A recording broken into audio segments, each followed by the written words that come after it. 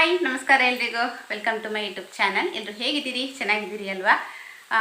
ನವರಾತ್ರಿಯ 2ನೇ ದಿನದ ಶುಭಾಶಯಗಳನ್ನು ತಿಳಿಸ್ತಾ ಇದ್ದೀನಿ ಎಲ್ರಿಗೂ ಕೂಡ. ಹಾಗೆ ಇವತ್ತು ಬೆಳಿಗ್ಗೆ ಬೇಗ ಎದ್ದಿದ್ದು, ನವರಾತ್ರಿ ಶುಕ್ರವಾರ ಅಲ್ವಾ, ಹಾಗಾಗಿ ಬೆಳಿಗ್ಗೆ ಎದ್ಬಿಟ್ಟು ಪೂಜೆ ಎಲ್ಲ ಮುಗಿಸಿ ಇವಾಗ ಟೆಂಪಲ್ಗೆಲ್ಲ ಹೋಗಿ ವಾಪಸ್ ಮನೆಗೆ ಬಂದಾಯಿತು. ಇವತ್ತು ಪೂಜೆ ವಿಡಿಯೋನ ನಾನು ಆಲ್ರೆಡಿ ಹಾಕಿದ್ದೀನಿ, ಅದರ ಲಿಂಕ್ ಬೇಕಿದ್ದರೆ ಡಿಸ್ಕ್ರಿಪ್ಷನ್ ಬಾಕ್ಸಲ್ಲಿ ಹಾಕಿರ್ತೀನಿ, ಅಲ್ಲಿಂದ ನೀವು ಬೇಕಿದ್ರೆ ನೋಡ್ಕೋಬಹುದು, ಚೆಕ್ ಮಾಡಿ ಒಂದ್ಸಲ. ಅದನ್ನು ಸಪ್ರೇಟಾಗಿ ಹಾಕೋಣ ಅಂತ ಅನ್ನಿಸ್ತು ನನಗೆ, ಅಂದರೆ ಲಾಗ್ ಜೊತೆಗೆ ಸೇರಿಸೋದು ಬೇಡ ಅಂತ ಅಂದ್ಬಿಟ್ಟು ಸಪ್ರೇಟಾಗಿ ಹಾಕಿದ್ದೀನಿ. ಒಂದು ಶಾರ್ಟ್ ವಿಡಿಯೋ ಅಂತಲೇ ಹೇಳ್ಬೋದು, ತುಂಬ ಲೆಂತಿ ಏನೂ ಇಲ್ಲ, ಶಾರ್ಟಾಗಿ ಅದನ್ನು ಸಪ್ರೇಟಾಗಿ ಅಪ್ಲೋಡ್ ಮಾಡಿದ್ದೀನಿ. ಹಾಗೆ ನಂತರ ಈಗ ಗಂಟೆ ಎಷ್ಟು, ಇವಾಗ 12:15 ಆಗ್ತಾ ಬಂತು. 12 ಗಂಟೆ ಆಗಿದೆ ಮನೆಗೆ ಬರುವಾಗ, ಟೆಂಪಲ್ಗೆ ಹೋಗಿಬಿಟ್ಟು 12 ಗಂಟೆ ಆಗಿದೆ. ಈಗ ಮನೆಗೆ ಬಂದು ಕೆಲಸಗಳನ್ನು ಶುರು ಮಾಡ್ಕೊಂಡಿದ್ದೀನಿ. ಇನ್ನೂ ಕೂಡ ಸಾರಿ ಚೇಂಜ್ ಮಾಡಿಲ್ಲ. ಇವತ್ತು ಗ್ರೀನ್ ಕಲರ್ ಅಲ್ವಾ, ಹಾಗಾಗಿ ಗ್ರೀನ್ ಕಲರ್ ಸಾರಿ ಉಟ್ಕೊಂಡಿದ್ದೀನಿ. ಬಳೆ ಕೂಡ ಹಾಕ್ಕೊಂಡಿದ್ದೀನಿ ಗ್ರೀನ್ ಕಲರಲ್ಲಿ, ಎರಡೂ ಕೈಗೆ ಬಳೆ ಹಾಕ್ಕೊಂಡಿದ್ದೀನಿ. ಎದ್ದು ಕೊಟ್ಟಿದ್ರು ಹೋಗಬೇಕಿದ್ರೆ. ನಂತರ ದೇವಸ್ಥಾನದಲ್ಲಿ ಕೂಡ ಅಷ್ಟೇ ಹೂ ಕೊಟ್ಟರು. ಈ ಮಲ್ಲಿಗೆ ಇದೆಯಲ್ವಾ, ಪರಿಮಳದ ಮಲ್ಲಿಗೆ, ಮಂಗಳೂರು ಮಲ್ಲಿಗೆ, ಇದು ಕೊಟ್ಟಿದ್ರು, ಇದನ್ನು ಕೂಡ ಮುಡ್ಕೊಂಡಿದ್ದೀನಿ. ಹಾಗೆ ಬಂದ ಕೂಡಲೇ ನನ್ನ ಮಗನಿಗೆ ಕಾಲೇಜ್ಗೆ ಲೇಟ್ ಆಯಿತು ಅಂತ ಹೇಳೋದಕ್ಕೆ ಶುರು ಮಾಡಿದೆ. ಹಾಗೆ ಬೆಳಿಗ್ಗೆ ಮಾಡಿದಂತಹ ರೊಟ್ಟಿ ಹಿಟ್ಟಿತ್ತು, ಅದರಲ್ಲೇ ರೊಟ್ಟಿ ಮಾಡಿ ಆಮೇಲೆ ಆಲೂಗೆಡ್ಡೆ ಸಾಗು ಮಾಡಿದ್ದೆ ಬೆಳಿಗ್ಗೆ, ಅದು ಕೂಡ ಕೊಟ್ಟೆ. ತಿಂದ್ಕೊಂಡು ಮೂಸಂಬಿ ಜ್ಯೂಸ್ ಮಾಡಿಕೊಟ್ಟೆ, ಅದನ್ನು ಕುಡಿದು ಅವನು ಕಾಲೇಜ್ಗೆ ಹಸ್ಬೆಂಡ್ ಇದ್ದರು. ಅವ್ರು ಹೇಳಿದರು ನನಗೆ ಟೀ ಆಗ್ಬೋದು, ಜ್ಯೂಸ್ ಬೇಡ ಅಂತ ಹೇಳಿದರು. ಹಾಗಾಗಿ ಅವರಿಗೆ ಟೀ ಮಾಡಿಕೊಟ್ಟೆ. ಬ್ರೆಡ್ ತಿಂದು ಅವರು ಕೂಡ ವರ್ಕ್ಶಾಪ್ಗೆ ಹೋದರು. ಆದ್ವಿಗೆ ಕೂಡ ಜ್ಯೂಸ್ ಮಾಡಿಕೊಟ್ಟೆ. ಹಾಗೆ ಅನ್ನ ಬೇಯೋದಕ್ಕೆ ಇಟ್ಟಿದ್ದೀನಿ. ಅನ್ನ ವಿಜಲ್ ಆಯಿತು. ನಂತರ ಕ್ಯಾಬೇಜ್ ಕಟ್ ಮಾಡಿ ಇಟ್ಕೊಂಡಿದ್ದೀನಿ. ಇಲ್ಲಿ ನೋಡ್ತಾ ಇರ್ಬೋದು, ಕ್ಯಾಬೇಜ್ ಕಟ್ ಮಾಡಿ ಇಟ್ಕೊಂಡಿದ್ದೀನಿ. ಎಲ್ಲ ಕೆಲಸಗಳು ಅಲ್ಲಲ್ಲೇ ಇದೆ. ಬೆಳಿಗ್ಗೆ ಎದ್ಬಿಟ್ಟು ಕ್ಲೀನಿಂಗ್ ಕೆಲಸ ಒಂದು ಮಾಡ್ಕೊಂಡಿದ್ದೀನಿ. ಹಾಗೆ ಇದು ನೆಕ್ಸ್ಟ್ ಡೇ ಬೆಳಿಗ್ಗೆಯಿಂದ ವಾಪಸ್ ನಾನು ಲಾಗ್ನ ಕಂಟಿನ್ಯೂ ಮಾಡ್ತಾಯಿದ್ದೀನಿ. ಇವತ್ತು ಬ್ರೇಕ್ಫಾಸ್ಟ್ಗೆ ಶಾವಿಗೆ ಮಾಡೋಣ ಅಂತ ಅಂದ್ಕೊಂಡು ನೀರಲ್ಲಿ ಅಕ್ಕಿನ ನೆನೆಸಿಟ್ಟಿದ್ದೆ. ನಿನ್ನೆ ದಿನವೇ ನೀರಲ್ಲಿ ನೆನೆಸಿಟ್ಟಿದ್ದೆ. ನಮ್ಮ ಸೈಡಲ್ಲಿ ಅಂದರೆ ತುಳುನಾಡಿನಲ್ಲೆಲ್ಲ ಈ ಥರನೇ ನಾವು ಶಾವಿಗೆ ಮಾಡೋದು. ಅಂದರೆ ನಾವು ಊಟ ಮಾಡ್ತೀವಿ ನೋಡಿ, ಯಾವ ಅಕ್ಕಿನ ಊಟ ಮಾಡ್ತೀವಿ, ಬಾಯ್ಲ್ಡ್ ರೈಸ್ ಇರುತ್ತಲ್ವ, ಆ ಅಕ್ಕಿಯಿಂದನೇ ಶಾವಿಗೆ ಮಾಡೋದು. ವೈಟ್ ರೈಸ್ ಹಾಕಿಬಿಟ್ಟು ಶಾವಿಗೆ ನಾವು ಮಾಡಲ್ಲ. ನಾವು ಊಟ ಮಾಡುವಂತಹ ಅಕ್ಕಿನ ಉಪಯೋಗಿಸ್ಕೊಂಡು ನಾವು ಶಾವಿಗೆ ಮಾಡ್ತೀವಿ. ರಾತ್ರಿ ಹೊತ್ತು ನೀರಲ್ಲಿ ನೆನೆಸಿಡ್ತೀವಿ. ಬೆಳಿಗ್ಗೆ ಎದ್ಬಿಟ್ಟು ಅದನ್ನು ಮಿಕ್ಸಿನಲ್ಲಿ ರುಬ್ಕೊಂಡು ಸ್ವಲ್ಪ ಫೈನ್ ಪೇಸ್ಟ್ ಮಾಡ್ಕೋಬೇಕಾಗತ್ತೆ. ನೀಟಾಗಿ ರುಬ್ಕೊಂಡು, ಹಾಗೆ ಒಂದು ಬಾಣಲೆಗೆ ಸ್ವಲ್ಪ ಎಣ್ಣೆ ಹಾಕ್ಕೊಂಡು ರುಬ್ಬಿಟ್ಟಂತಹ ಹಿಟ್ಟನ್ನೆಲ್ಲ ಹಾಕಿ ಅದನ್ನು ನೀಟಾಗಿ ಸ್ವಲ್ಪ ಬಿಸಿ ಮಾಡಬೇಕು. ಅಂದರೆ ಸ್ವಲ್ಪ ಫ್ರೈ ಮಾಡಬೇಕು ಲೈಟಾಗಿ. ನಮಗೆ ಅಂದರೆ ಕಡುಬು ಕಟ್ಟೋದಕ್ಕೆ ಬರಬೇಕಲ್ವ, ಇಷ್ಟು ತೆಳ್ಳಗಿದ್ರೆ ಕಡುಬು ಕಟ್ಟೋದಕ್ಕಾಗಲ್ಲ. ಹಾಗೆ ಶಾವಿಗೆ ಕೂಡ ಸ್ವಲ್ಪ ಹಾರ್ಡಾಗಿ ಬರುತ್ತೆ. ಕೆಲವೊಬ್ಬರು ಏನು ಮಾಡ್ತಾರೆ ಅಂತ ಹೇಳಿದರೆ ಗ್ರೈಂಡರಲ್ಲಿ, ಇಲ್ಲ ಅಂತ ಹೇಳಿದರೆ ರುಬ್ಬುವ ಕಲ್ಲು ಉಂಟಲ್ವ, ಅದರಲ್ಲೆಲ್ಲ ರುಬ್ತಾರೆ. ಸ್ವಲ್ಪ ಗಟ್ಟಿ ಹಿಟ್ಟು ರುಬ್ಬಿಟ್ಟು ನೋಡಿ, ಇದೇ ಥರ ಇಷ್ಟು ಗಟ್ಟಿ ಹಿಟ್ಟು ಕಲ್ಲಲ್ಲೇ ರುಬ್ತಾರೆ, ನಂತರ ಕಡುಬು ಮಾಡಿರ್ತಾರೆ. ಆ ಥರ ಮಾಡಿದರೆ ತುಂಬ ಹಾರ್ಡಾಗಿ ಬರುತ್ತೆ ಶಾವಿಗೆ, ಅಷ್ಟೊಂದು ಸಾಫ್ಟಾಗಿ ಬರಲ್ಲ. ಬಟ್ ನೀವು ಈ ಥರ ಮಾಡಿದರೆ ತುಂಬಾ ಒಳ್ಳೆಯದು.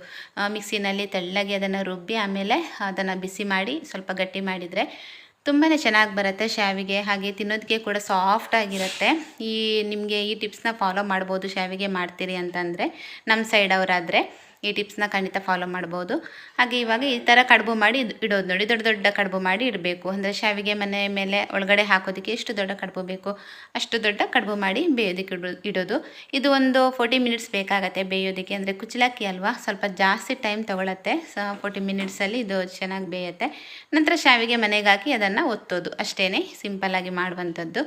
ಹಾಗೆ ನಮ್ಮ ಸೈಡಲ್ಲಿ ತುಂಬಾ ಇಷ್ಟ ಎಲ್ರಿಗೂ ಕೂಡ. ಇನ್ನು ಇದಕ್ಕೆ ಕಾಂಬಿನೇಷನ್ ಆಗಿ ನಾವು ಕಾಯಿ ಹಾಲು ಮಾಡ್ತೀವಿ. ಕಾಯಿ ಹಾಲು ಅಂತ ಹೇಳಿದರೆ ಎಲ್ರಿಗೂ ಇಷ್ಟ ಆಗುತ್ತೆ. ಕಾಯಿ ಹಾಲು ಇದರ ಜೊತೆಗೆ ಒಳ್ಳೆ ಕಾಂಬಿನೇಷನ್, ಹೇಳಿ ಮಾಡಿಸಿದಂತಹ ಕಾಂಬಿನೇಷನ್ ಅಂತಲೇ ಹೇಳ್ಬೋದು. ಆದರೆ ಬೆಳಿಗ್ಗೆ ಆದ್ದರಿಂದ ಸ್ವಲ್ಪ ಕಾಯಿ ಹಾಲು ಮಾಡ್ಕೊಂಡಿದ್ದೀನಿ, ಹಾಗೆ ಸ್ವಲ್ಪ ಚಟ್ನಿ ಮಾಡ್ಕೊಂಡಿದ್ದೀನಿ. ಇನ್ನು ನಮ್ಮ ಮನೆಯಲ್ಲಿ ಆದ್ವಿಗೆ ಅಷ್ಟೊಂದು ಇಷ್ಟ ಇಲ್ಲ ಕಾಯಿ ಹಾಲು ಅಂತ ಹೇಳಿದರೆ, ಮತ್ತು ನಮ್ಮ ಮೂವರಿಗೆ ಸಹ ಇಷ್ಟ, ನಾವು ತಿಂತೀವಿ 3 ಜನ ಕೂಡ. ಆದರೂ ಸ್ವಲ್ಪ ಚಟ್ನಿ ಇರಲಿ, ಅವಳಿಗೂ ಆಗುತ್ತೆ ಅಂತ ಅಂದ್ಬಿಟ್ಟು ಸ್ವಲ್ಪ ಚಟ್ನಿ ಕೂಡ ಮಾಡಿಕೊಂಡೆ. ಸಿಹಿ ಅಲ್ವಾ, ಬೆಳಗ್ಗೆನೇ ಸಿಹಿ ತಿಂದರೆ ಏನೋ ಒಂಥರ ಹೊಟ್ಟೆ ತೊಳೆಸಿದಾಗತ್ತೆ. ಸಿಹಿ ಫಸ್ಟ್ ತಿಂದು ನೆಕ್ಸ್ಟ್ ಚಟ್ನಿ ಹಾಕ್ಕೊಂಡು ತಿಂದರೆ ತುಂಬಾ ಚೆನ್ನಾಗಿರುತ್ತೆ ಅಂತ ಹೇಳಿ ನಾನು ಈ ರೀತಿ ಎರಡೂ ಅಂದರೆ ಚಟ್ನಿ ಮತ್ತು ಕಾಯಿ ಹಾಲನ್ನು ಎರಡನ್ನೂ ಕೂಡ ಮಾಡಿಕೊಂಡು ಕೊಟ್ಟಿದ್ದೀನಿ. ತುಂಬ ಚೆನ್ನಾಗಿತ್ತು. ಇವತ್ತಿನ ಬ್ರೇಕ್ಫಾಸ್ಟ್ ಅಂತೂ ತುಂಬಾ ರುಚಿಯಾಗಿತ್ತು.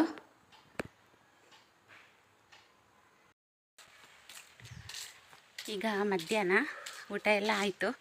ಊಟ ಮುಗಿಸಿ ಈಗ ಬಟ್ಟೆ ತೆಗೆಯೋಣ ಅಂತ ಬಂದಿದ್ದೀನಿ. ಬಟ್ಟೆ ಕೆಲವೊಂದು ಒಣಗಿದೆ. ಫುಲ್ಲು ಏನು ಮಳೆ ಬರ್ತದೆ ಅಂತ ಅನ್ನಿಸ್ತಾ ಉಂಟು. ಅಷ್ಟೊಂದು ಮೋಡ ಆಗಿದೆ.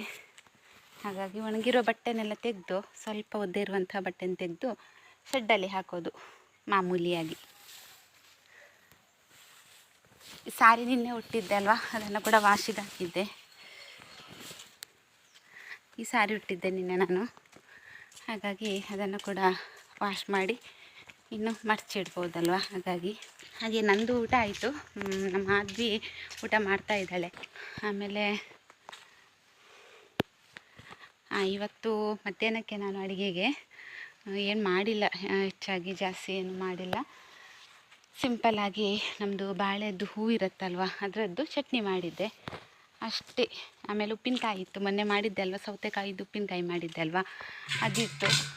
ಹಾಗಾಗಿ ಇನ್ನು ಮಧ್ಯಾಹ್ನ ನಂತರ ಅಂದರೆ ರಾತ್ರಿಗೆ ಅಡುಗೆ ಆಗಬೇಕಷ್ಟೆ, ಇನ್ನು ಮಾಡಬೇಕಷ್ಟೆ. ಇನ್ನು ಏನು ಗೊತ್ತಾ, ಒಂದು 3 ಗಂಟೆ ಆಗುವಾಗ ಮಳೆ ಸ್ಟಾರ್ಟ್ ಆಗುತ್ತೆ, ಸಿಡಿಲು ಸ್ಟಾರ್ಟ್ ಆಗುತ್ತೆ, ಕರೆಂಟು ಕೂಡ ಹೋಗುತ್ತೆ. ಹಾಗಾಗಿ ಅದಕ್ಕಿಂತ ಮೊದಲು ನಾನು ರಾತ್ರಿಗೆ ಸಾಂಬಾರು ಮಾಡಲಿಕ್ಕೆ ಅಂತ ಅಂದ್ಬಿಟ್ಟು ಅಂದ್ಕೊಂಡಿದ್ದೀನಿ. ಹಾಗಾಗಿ ಅದಕ್ಕೆ ಮಸಾಲೆ ಎಲ್ಲ ರುಬ್ಬಬೇಕು. ಕರೆಂಟು ಹೋಗೋದ್ರೊಳಗಡೆ ಆ ಕೆಲಸ ಮಾಡಿ ಮುಗಿಸ್ಬೇಕು ಅಂತ ಅಂದ್ಕೊಂಡಿದ್ದೀನಿ.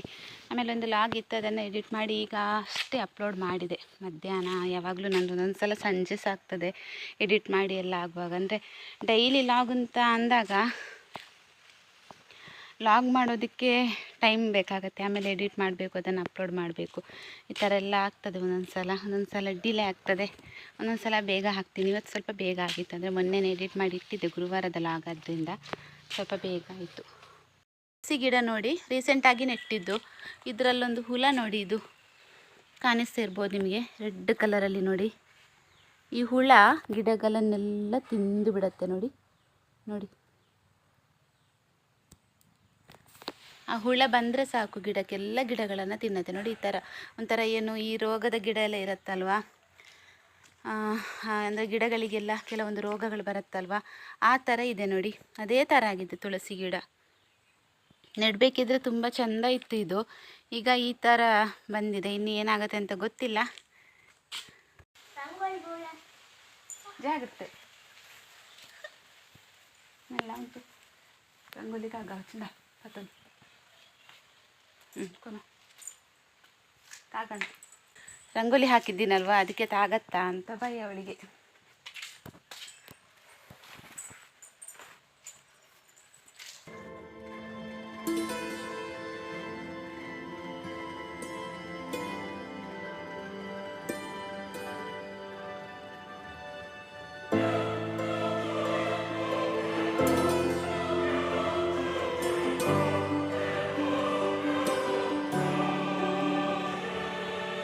ಕೆಲಸ ಮುಗಿಸಿ ಇವಾಗ ಅಡುಗೆ ಮನೆಗೆ ಬಂದಿದ್ದೀನಿ. ಸಾಂಬಾರು ಕೆಲಸ ಮುಗಿಸೋಣ ಅಂತ ಅಂದ್ಬಿಟ್ಟು, ಯಾಕಂತ ಹೇಳಿದರೆ ಮೋಡ ಆಗಿದೆ ಅಲ್ವಾ, ಇನ್ನೇನು ಸಿಡಿಲು ಸ್ಟಾರ್ಟ್ ಆಗುತ್ತೆ. ಸಿಡಿಲು ಸ್ಟಾರ್ಟ್ ಆದರೆ ಆಮೇಲೆ ಕರೆಂಟ್ ಹೋಗುತ್ತೆ, ನಂತರ ನನಗೆ ಸಾಂಬಾರು ಮಾಡೋದಕ್ಕೆ ಕೂಡ ಕಷ್ಟ ಆಗುತ್ತೆ. ಇನ್ವರ್ಟರ್ ಕೂಡ ಆಫ್ ಮಾಡಬೇಕಾಗತ್ತೆ, ಸಿಡಿಲು ಬಂದಾಗ ನಾವು ಯೂಸ್ ಮಾಡೋ ಹಾಗಿಲ್ಲ ಅಲ್ವಾ.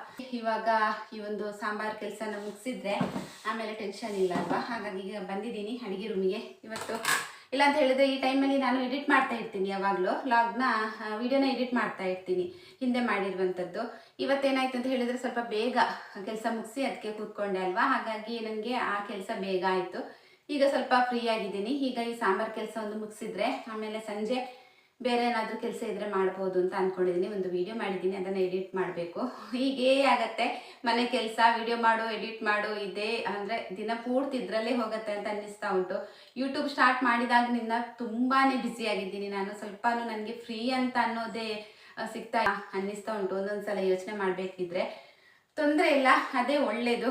ನಾವು ಮನೇಲಿರುವಂಥ ಹೆಣ್ಮಕ್ಳು ತುಂಬ ಬ್ಯುಸಿಯಾಗಿದ್ರೇ ಒಳ್ಳೆಯದು ಒಂದು ರೀತಿಯಲ್ಲಿ ಹೇಳಬೇಕು ಅಂತ ಹೇಳಿದರೆ. ಏನಾದರೂ ಒಂದು ಕೆಲಸ ಇರಬೇಕು ಅವರಿಗೆ, ಇಲ್ಲ ಅಂತ ಹೇಳಿದರೆ ದಿನ ಪೂರ್ತಿ ಮನೇಲಿ ಇರ್ತೀವಲ್ವ, ಬೆಳಿಗ್ಗೆಯಿಂದ ಸಂಜೆ ತನಕ ಮನೇಲಿರ್ತೀವಿ. ಗಾಡಿ ಬರ್ತಾ ಇದೆ, ಮಾತಾಡಿದರೆ ಕೇಳಿಸಲ್ಲ. ನಾಳೆ ನನ್ನ ಮಗಳದ್ದು ಬರ್ತ್ಡೇ ಇದೆ, ಅಂದರೆ ನನ್ನ ಹಸ್ಬೆಂಡ್ ಕಸಿನ್ ತಮ್ಮನ ಮಗಳದ್ದು ಬರ್ತ್ಡೇ ಇದೆ. ಅಲ್ಲಿಗೆ ಬಂದಿದ್ದು ಕಾಣಬೇಕು. ಚೇರ್ ಆಮೇಲೆ ಶೀಟ್ ಎಲ್ಲ ಏನು ಹಾಕ್ತಾರೆ ಗೊತ್ತಿಲ್ಲ, ಅದು ಬಂತು. ಹಾಗೆ ಅದೇ ಹೇಳಿದೆ ಅಲ್ವಾ ನಾನು, ಹೆಣ್ಮಕ್ಳು ಮನೇಲಿ ಇರಬೇಕಿದ್ರೆ ಬ್ಯುಸಿ ಇದ್ರೇ ಒಳ್ಳೆಯದು. ನಾವು ಫ್ರೀ ಇದ್ದಷ್ಟು ನಮಗೆ ನೆಗೆಟಿವ್ ಥಿಂಕಿಂಗ್ ಜಾಸ್ತಿ ಬರೋದಕ್ಕೆ ಸ್ಟಾರ್ಟ್ ಆಗುತ್ತೆ. ನೆಗೆಟಿವ್ ಯೋಚನೆಗಳು, ಏನು ಮಾಡೋಣ, ಎಷ್ಟೊಂದು ಟೈಮ್ ವೇಸ್ಟ್ ಆಗ್ತಾ ಇದೆ, ನನ್ನ ಲೈಫ್ ಇಷ್ಟೇನಾ, ಈ ಥರ ಎಲ್ಲ ಯೋಚನೆಗಳು ಬರೋದಕ್ಕೆ ಸ್ಟಾರ್ಟ್ ಆಗುತ್ತೆ. ನನಗಂತೂ ಇದೇ ರೀತಿ ಆಗುತ್ತೆ ಒಂದೊಂದ್ಸಲ ಜಾಸ್ತಿ ಫ್ರೀ ಇದ್ದಾಗ. ಈಗ ಯೂಟ್ಯೂಬ್ ಸ್ಟಾರ್ಟ್ ಮಾಡಿದಾಗಿನಿಂದ ನಾನು ಬ್ಯುಸಿಯಾಗಿರ್ತೀನಲ್ವಾ, ತುಂಬಾ ಖುಷಿಯಾಗಿರ್ತೀನಿ. ಯಾವುದೇ ರೀತಿಯಾದಂತಹ ಕೆಟ್ಟ ಯೋಚನೆಗಳು ನನ್ನ ತಲೆಗೆ ಹೋಗಲ್ಲ, ನೆಗೆಟಿವ್ ಥಿಂಕಿಂಗ್. ನೆಕ್ಸ್ಟ್ ಅಂದರೆ ನಾಳೆ ದಿನ ನಂದು ಫ್ಯೂಚರ್ ಬಗ್ಗೆ ಜಾಸ್ತಿ ನನಗೆ ಯೋಚನೆ ಮಾಡೋದಕ್ಕೆ ಟೈಮ್ ಸಿಗಲ್ಲ. ಇಲ್ಲಾಂತ ಹೇಳಿದರೆ ನಾನು ಹಾಗೇನೆ ನಾಳೆ ಅಂದರೆ ನಾಳೆ ಹೇಗೋ, ಮಕ್ಕಳು ದೊಡ್ಡವರಾದ ನಂತರ ಹೇಗೋ ಅದರ ಬಗ್ಗೆ ಜಾಸ್ತಿ ಯೋಚನೆ ಮಾಡ್ತಾ ಇರ್ತೀನಿ. ಈಗ ಏನಂತ ಹೇಳಿದರೆ ಯೂಟ್ಯೂಬ್ ಕೆಲಸ ಇರತ್ತಲ್ವಾ, ದಿನದ ಅರ್ಧ ದಿನ ನನಗೆ ಯೂಟ್ಯೂಬ್ ಕೆಲಸನೇ ಆಗುತ್ತೆ. ಸೊ ಹಾಗಾಗಿ ತುಂಬ ಬ್ಯುಸಿಯಾಗಿರ್ತೀನಿ, ತಲೆಯಲ್ಲಿ ಏನು ಕೂಡ ಯೋಚನೆಗಳಿರಲ್ಲ. ಆರಾಮಾಗಿ ಯೂಟ್ಯೂಬ್ ಕೆಲಸಗಳನ್ನೆಲ್ಲ ಮಾಡ್ತಾ ಇರ್ತೀನಿ. ಮನೆ ಕೆಲಸ ಮಾಡಿಕೊಂಡು ಯೂಟ್ಯೂಬ್ ಕೆಲಸ ಮಾಡ್ಕೊಂಡಿರ್ತೀನಿ. ನಮಗೆ ದುಡ್ಡು ಬರದೇ ಇರಲಿ, ಅದು ಪ್ರಶ್ನೆ ಅಲ್ಲ. ಆದರೆ ಈ ಥರ ಹೆಣ್ಮಕ್ಳು ಮನೇಲಿ ಇರ್ತಾರಲ್ವ, ಏನಾದರೂ ಒಂದು ಕೆಲಸ ಮಾಡಿದ್ರೇ ಒಳ್ಳೆಯದು ಅಂತ ಅನಿಸುತ್ತೆ ನನಗೆ. ತುಂಬ ಹೆಣ್ಮಕ್ಳು ಈ ಯೂಟ್ಯೂಬ್ ಅನ್ನೋದನ್ನ ಸ್ಟಾರ್ಟ್ ಮಾಡ್ಕೊಂಡಿದ್ದಾರೆ. ಅದರಿಂದ ಅವರ ಮೈಂಡ್ ಕೂಡ ಅಷ್ಟೇ ತುಂಬಾ ಫ್ರೀ ಆಗಿರುತ್ತೆ ಅಂತ ಅನಿಸುತ್ತೆ ನನಗೆ. ಎಕ್ಸಾಂಪಲ್ ನಾನೇ ಅಂತ ಹೇಳ್ಬೋದು.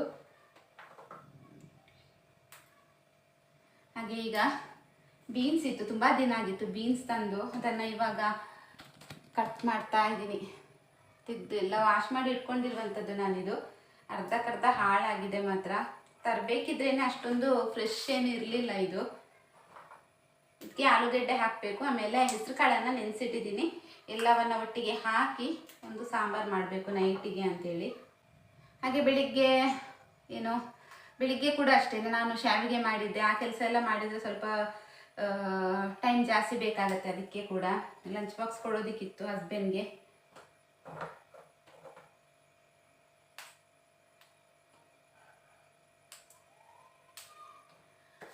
ಓಕೆ, ಇವಾಗ ಬೇಗ ಸಾಂಬಾರು ರೆಸಿಪಿನೇನು ಶೇರ್ ಮಾಡೋದಕ್ಕೆ ಹೋಗ್ತಾ ಇಲ್ಲ. ನಾನು ಸಿಂಪಲ್ ಆಗಿ ಮಾಡುವಂಥದ್ದು, ಬೇಗ ಆಗಬೇಕು. ಹಾಗಾಗಿ ಈ ಒಂದು ಕೆಲಸನ ಮುಗಿಸಿ ಆಮೇಲೆ ವಾಪಸ್ ನಾನು ಸಂಜೆ ಟೈಮ್ಗೆ ಲಾಗ್ನ ಕಂಟಿನ್ಯೂ ಮಾಡ್ತೀನಿ. ತರಕಾರಿ ಬೇಯಲಿಕ್ಕೆ ಇಟ್ಟಿದ್ದೀನಿ, ತರಕಾರಿ ವಿಷಲ್ ಆಗಿದೆ. ಹಾಗೆ ಮಸಾಲೆ ಕೂಡ ರುಬ್ಬಿ ರೆಡಿ ಮಾಡಿ ಇಟ್ಕೊಂಡಿದ್ದೀನಿ. ಸಿಡಿಲು ಬರೋದಕ್ಕೆ ಸ್ಟಾರ್ಟ್ ಆಯಿತು. ಮಸಾಲೆ ರುಬ್ಬುವಂಥ ಕೆಲಸನ ಫಸ್ಟ್ ಮಾಡಿಬಿಟ್ಟು ಆಮೇಲೆ ತರಕಾರಿನ ಬೇಯಲಿಕ್ಕೆ ಇಟ್ಕೊಂಡಿದ್ದೀನಿ. ಕೇಳಿಸ್ತಾ ಇರ್ಬೋದು ನೋಡಿ, ಸಿಡಿಲು ಬರೋದಕ್ಕೆ ಸ್ಟಾರ್ಟ್ ಆಯಿತು. ಹಾಗೆ ಬೆಳಿಗ್ಗೆ ನಾನು ಹೇಳಿದ್ದಲ್ವ, ಹಾಗೆ ಮಧ್ಯಾಹ್ನಕ್ಕೆ ಪೂಂಬೆ ಚಟ್ನಿ ಮಾಡಿದ್ದೆ ಅಂತ ಹೇಳಿದ್ದೆ ಅಲ್ವಾ. ಸೊ ಅದರಿಂದ ಸ್ವಲ್ಪ ಉಳಿದಿತ್ತು. ಅದರ ಸಿಪ್ಪೆ ತೆಗೆದು ಬಿಟ್ಟು ಚಟ್ನಿ ಮಾಡೋದು. ಹಾಗೆ ಅದರ ತಿರುಳೆಲ್ಲ ಇರುತ್ತಲ್ವ, ಅದನ್ನು ಹಾಗೆ ನಾನು ಬಿಸಾಡೋದು ಬೇಡ ಅಂತ ಅಂದ್ಬಿಟ್ಟು ಅದನ್ನು ಸ್ವಲ್ಪ ಬೇಯಿಸ್ಕೊಂಡು ಅದರ ನೀರೆಲ್ಲ ತೆಗ್ದಿದ್ದೀನಿ. ಇಲ್ಲ ಅಂತ ಹೇಳಿದರೆ ಸ್ವಲ್ಪ ಕಹಿ ಥರ ಬರುತ್ತೆ ಅದು. ಹಾಗಾಗಿ ಅದನ್ನು ಇನ್ನು ವೇಸ್ಟ್ ಮಾಡೋದು ಯಾಕಲ್ವ, ತುಂಬ ಒಳ್ಳೇದಿದೆ ಆರೋಗ್ಯಕ್ಕೆ. ಇವಾಗ ಒಂದು ಸ್ವಲ್ಪ ಬೇಯಿಸಿ ಅದರ ನೀರು ತೆಗೆದು ಆಮೇಲೆ ಸೋಸ್ಕೊಂಡು ಇಟ್ಕೊಂಡಿದ್ದೀನಿ. ಇದನ್ನು ಸಾಂಬಾರಿಗೆ ಹಾಕುವ ಅಂತೇಳಿ ಒಂಥರ ಟೇಸ್ಟ್ ಚೆನ್ನಾಗಿರುತ್ತೆ ಇದನ್ನು ಹಾಕಿದರೆ. ಹಾಗೆ ಸಾಂಬಾರು ಕೂಡ ವಿಷಲ್ ಹೋಯಿತು. ಇದಕ್ಕಿನ್ನು ಮಸಾಲೆ ಹಾಕಿಬಿಟ್ಟು ಆಮೇಲೆ ಸಾಂಬಾರಿನ ಕೆಲಸ ಮುಗಿಸುವ ಅಂತೇಳಿ.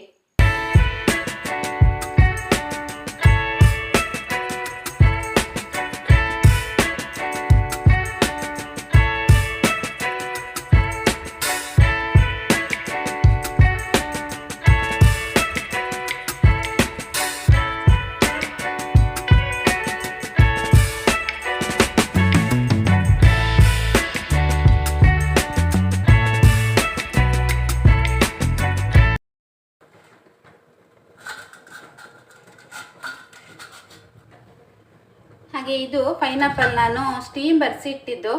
ಇದು ಏನಕ್ಕೆ ಅಂತ ಅಂದ್ಬಿಟ್ಟು ನಾನು ಇದನ್ನು ಸಪ್ರೇಟ್ ವೀಡಿಯೋ ಮಾಡಿದ್ದೀನಿ. ಅದ್ವಿಗೆ ಕಫ ಇದೆಯಲ್ವ, ಸೊ ಹಾಗಾಗಿ ಅವಳಿಗೆ ಕೊಡೋದಕ್ಕೆ ಅಂತ ಅಂದ್ಬಿಟ್ಟು ಇದನ್ನು ಸ್ಟೀಮ್ ಮಾಡಿ ಆಮೇಲೆ ಇದನ್ನು ಕೊಡೋದು. ಇದು ಹೇಗೆ ಕೊಡೋದು ಮಕ್ಕಳಿಗೆ ಅಂದರೆ, ಮಕ್ಕಳಿಗೆ ಯಾರಿಗಾದರೂ ಅಷ್ಟೇ, ಮಕ್ಕಳಿಗೆ ಅಂತ ಅಲ್ಲ ದೊಡ್ಡವರಿಗೆ ಕೂಡ ಅಷ್ಟೇ, ಕಫ ಇದ್ದಾಗ ಈ ಥರ ಇದನ್ನು ಮಾಡಿ ಕೊಡ್ಬೋದು. ಇದರ ವೀಡಿಯೋ ನಾನು ಸಪ್ರೇಟ್ ಮಾಡಿದ್ದೀನಿ. ಅಂದರೆ ಅದರ ಲಿಂಕ್ ಬೇಕಿದ್ರೆ ನಾನು ಡಿಸ್ಕ್ರಿಪ್ಷನ್ ಬಾಕ್ಸಲ್ಲಿ ಹಾಕಿರ್ತೀನಿ. ನೀವು ಒಂದ್ಸಲ ಚೆಕ್ ಮಾಡಿ. ಯಾರಿಗಾದರೂ ಕಫ ಇದ್ದರೆ ಇದನ್ನು ಹೇಗೆ ತಿನ್ಬೋದು ಅನ್ನೋದರ ವೀಡಿಯೋ ಹಾಕಿದ್ದೀನಿ ನಾನು. ಹಾಗಾಗಿ ಸ್ಟೀಮ್ ಬರೆಸಿ ಇಟ್ಕೊಂಡಿದ್ದೀನಿ. ಬೆಳಿಗ್ಗೆ ಒಂದು ಸಲ ಕೊಟ್ಟಿದ್ದೀನಿ, ಇನ್ನು ಸಾಯಂಕಾಲ ಇನ್ನು ವಾಪಸ್ ಇನ್ನೊಂದು ಸಲ ಕೊಡಬೇಕು. ಪೈನಾಪಲ್ ತುಂಬಾ ಒಳ್ಳೆಯದು ಕಫಕ್ಕೆಲ್ಲ. ಹಾಗೆ ನವರಾತ್ರಿ ಅಲ್ವಾ, ಮಾರ್ನಿಮಿ ಅನ್ನೋದು ನಾವು ನಮ್ಮ ಸೈಡಲ್ಲೆಲ್ಲ ಹುಲಿವೇಷ ಎಲ್ಲ ಮನೆಗೆಲ್ಲ ಬರುತ್ತೆ.